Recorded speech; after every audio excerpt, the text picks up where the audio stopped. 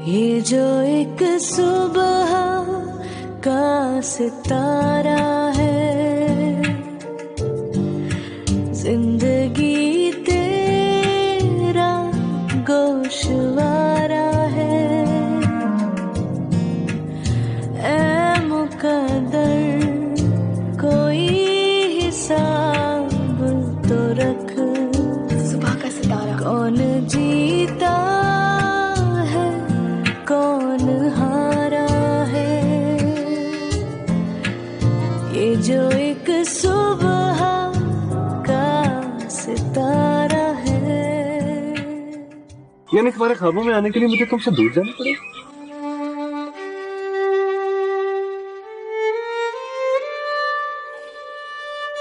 वैसे भी मेरी किस्मत इतनी अच्छी नहीं।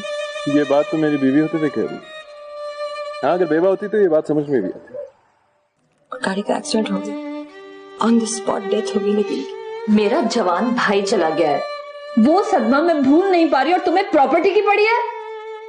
ये ख्वाब था क्या? क्या नबील? सो जाएं जी। अब नबील साहब कहाँ?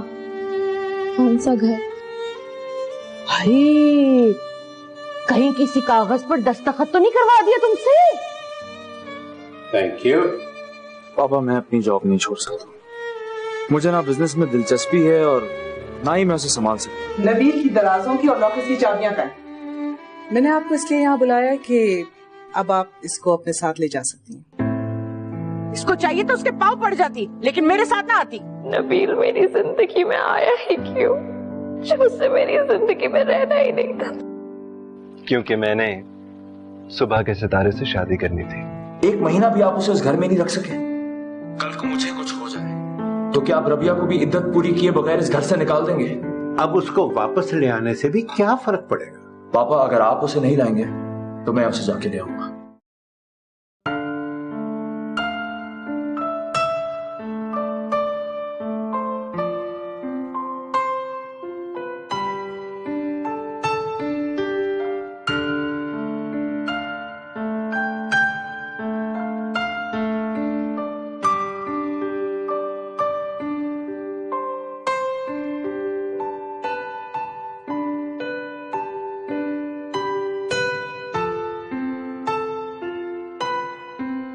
बिल्कुल ठीक कह रहे हैं आप लोग, वाकई बहुत ज्यादती हुई रुमैसा के साथ।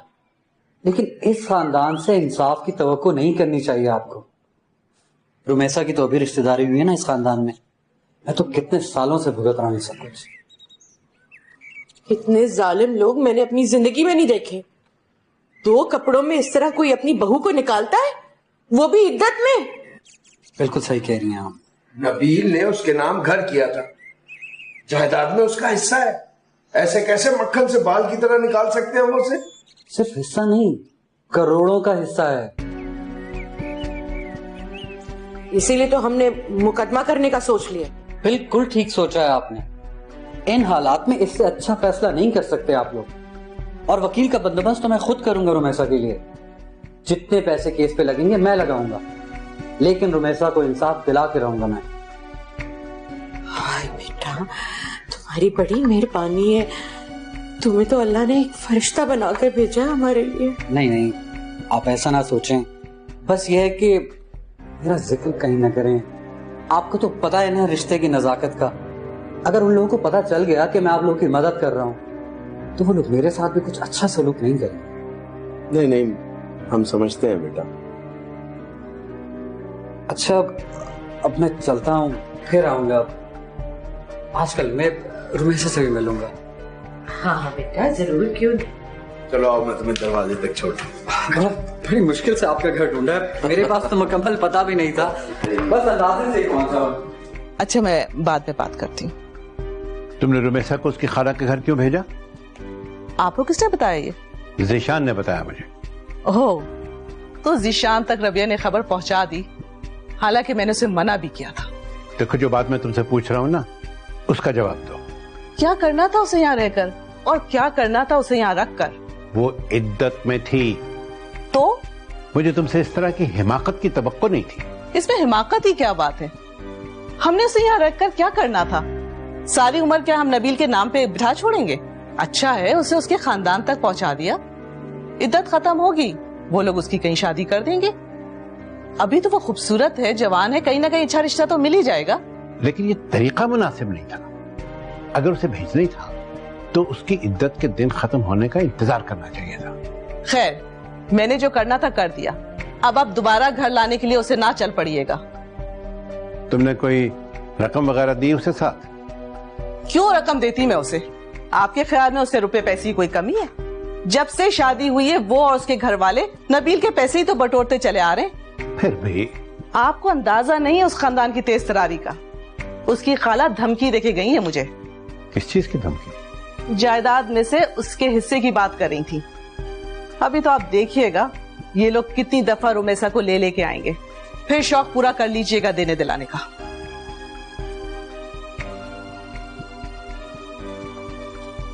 तैयबा बाजी बात तो सुने। क्या हो गया? मैसा बाजी से जी सब कुछ ले लिया। मैंने अपनी आंखों से देखा है, इतना बड़ा लिफाफा जेवरात और पैसों से भरा हुआ जो हमना बाजी बेगम साहिबा के साथ ना रुमैसा बाजी के कमरे से लेके निकली थी। फिर क्या होना है जी? आपको तो मालूम है सारी चीजें जो हैं वो बेगम साहिबा हमना बाजी को पकड़ा देती हैं। वैसे ना मुझे बड़ा तरस आ रहा है रुमैसा बाजी पर। लाखों का जेवर था उसका और जो पहना हुआ था वो भी लाखों का था। अब हमना को दे दिया और फिर हम बात करें तो हम बुरे। हाँ, कह तो आप ठीक ही रही। अगर उसके साथ यही कुछ करना था तो इसके भी हिस्से करते ताकि हमारा हिस्सा तो हमें मिलता। सब कुछ हमना को दे दिया। है मैं क्या बात कर रही हूँ, इनको अपने हिस्से की पड़ गई। मैंने जिंदगी में तुमसे ज्यादा कमअकल औरत नहीं देखी। अरे सारा जेवर पैसा रुपया उठा के सास को दे दिया। खाला वो खुद लेने आई थी। अरे खुद लेने आई थी तो मना कर देती, कोई बहाना बना देती, सब कुछ छुपा देती। उसको सब कुछ उठा के दे दिया और खुद 4 जोड़े उठा के मेरे साथ चल पड़ी। मुझे पता होता ना कि तुमने पहले सब कुछ उसको दे दिया, मैं तो तुम्हें साथ ही ना लेकर आती। मेरी बात सुनो, अरे वो सब चीजें तुम्हारी थी, तुम उनको कैसे दे आई?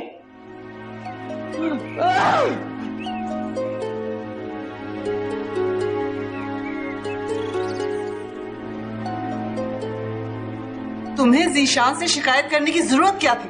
आंटी इतनी भी खफा होने वाली बात नहीं है। मैंने जीशान से कोई शिकायत नहीं की, सिर्फ अपनी बात शेयर की है और अपनी राय दी। बहरहाल रुमैसा का इस तरह घर से निकाला जाना मुझे बिल्कुल अच्छा नहीं लगा। उसे घर से निकाला जाना या रखा जाना ये इस घर का मसला था, हमारा मसला था, तुम्हारा इससे कोई ताल्लुक नहीं था। मैं भी इस घर का हिस्सा हूँ। 2 रिश्ते हैं मेरे इस घर से। 2 रिश्ते होने का ये मतलब नहीं है कि तुम मम्मी और पापा के फैसलों में आओ या फिर उनको चैलेंज करने की कोशिश करो। हमना इंसानियत की बात थी ये, किसी के फैसले को चैलेंज करने की बात नहीं थी ये। हमें तुमसे इंसानियत सीखने की कोई जरूरत नहीं है, ना तुम हमें अखलाकियत के लेक्चर देने बैठो। तुम सिर्फ अपने काम से काम रखा करो। अगर मुझे इस मामले में बोलने का कोई हक नहीं है तो फिर तुम्हें भी इस मामले में बोलने का कोई हक नहीं होना चाहिए। मम्मी आप सुन रही हैं इसे? मैं जरा छोटे बड़े का लिहाज नहीं है रबिया। इस घर में आने से पहले तुम इस तरह की बातें कर रही हो, यहाँ आओगी तो क्या करोगी? आई एम सॉरी आंटी, लेकिन मैं मुनाफकत नहीं कर सकती। लकीली अब मुझे इस घर में आना ही नहीं पड़ेगा। खुदा हाफिज।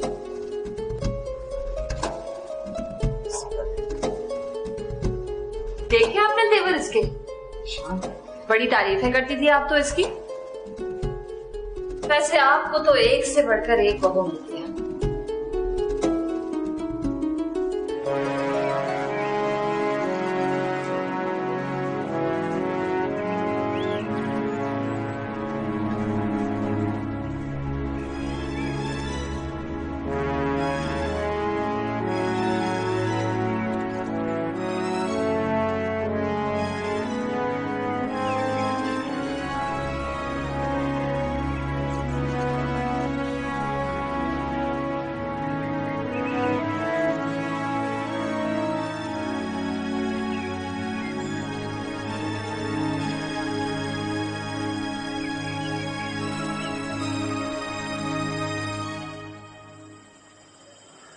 क्या मंगाओगी?